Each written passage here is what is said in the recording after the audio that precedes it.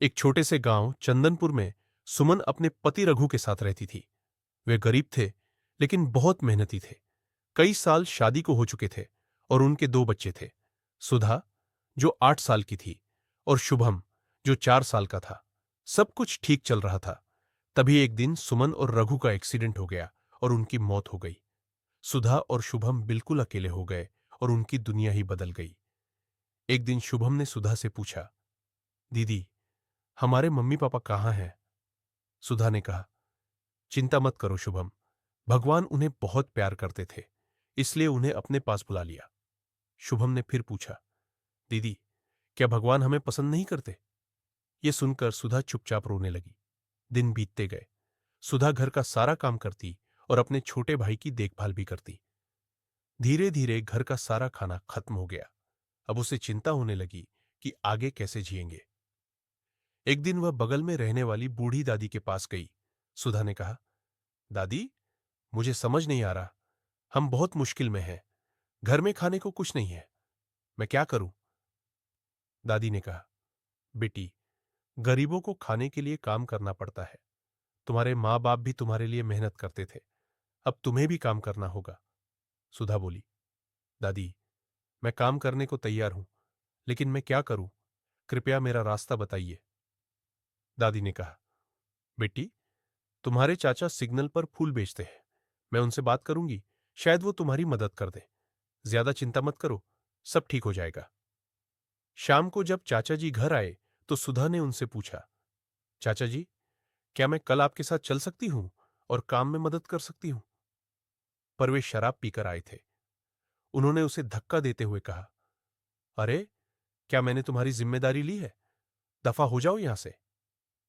सुधा रोते रोते अपने छोटे कमरे में वापस गई, शुभम को गले लगाया और रोते रोते सो गई। अगली सुबह दोनों बच्चे काम ढूंढने के लिए घर से निकल पड़े। सुधा ने बहुत सी दुकानों पर पूछताछ की, लेकिन किसी ने भी काम नहीं दिया। कुछ दिन ऐसे ही भूखे रहते बीत गए।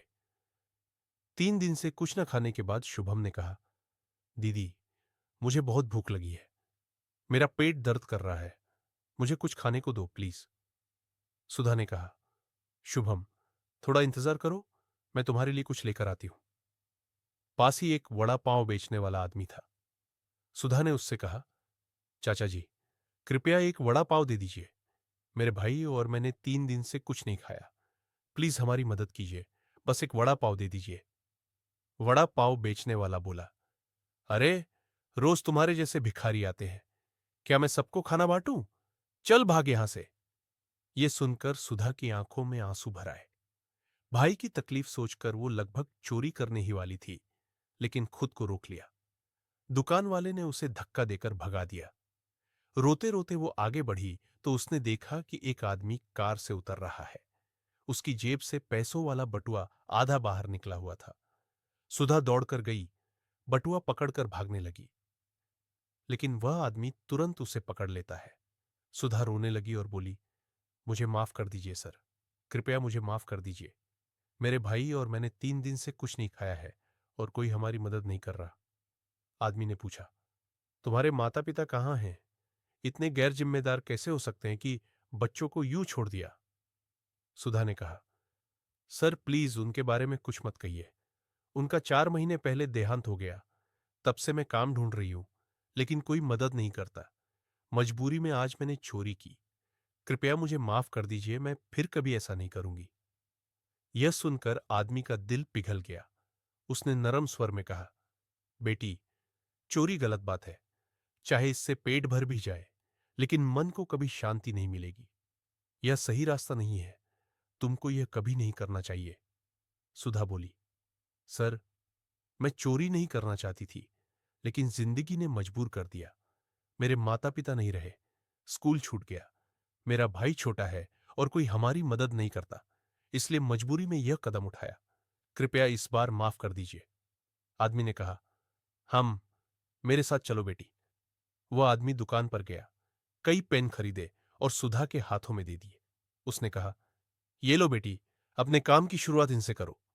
सुधा की आंखों में आंसू भर आए। वह भागकर शुभम के पास गई, उसे जोर से गले लगाते हुए बोली, शुभम, आज से हम कभी भूखे नहीं सोएंगे। देखो, मुझे बेचने के लिए पेन मिले हैं। मैं हम दोनों के लिए पैसे कमाऊंगी। बस शाम तक इंतजार करो, मैं तुम्हारे लिए खाना लेकर आऊंगी। थोड़ा और सब्र करो, मैं तुम्हें खाना खिलाऊंगी। तभी वही आदमी खाने का डिब्बा लेकर वहां आ गया। उसने दोनों बच्चों को खाना खिलाया और कहा, बेटी, क्या तुम अपना व्यापार मेरी से शुरुआत नहीं करोगी? मैं एक पेन खरीदूंगा। चलो मुझे एक पेन दे दो। सुधा मुस्कुराई, उसे एक पेन दिया। उसने पैसे दिए, लेकिन सुधा ने पैसे लेने से मना किया। तब आदमी बोला, ले लो बेटी, ये तुम्हारी पहली कमाई है।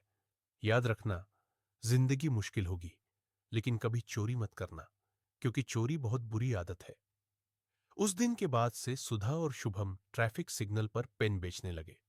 वह थोड़ा थोड़ा पैसा बचाकर और पेन खरीदती, कभी सिग्नल पर बेचती, कभी घर घर जाकर। धीरे धीरे उसने बच्चों के लिए अलग अलग तरह के पेन रखना शुरू कर दिया। एक दिन सुधा ने सोचा, मेरे पास अभी इतना पैसा है कि मैं शुभम को स्कूल भेज सकती हूं। अब मैं ये पक्का करूंगी कि वो पढ़े और जिंदगी में अच्छा करे।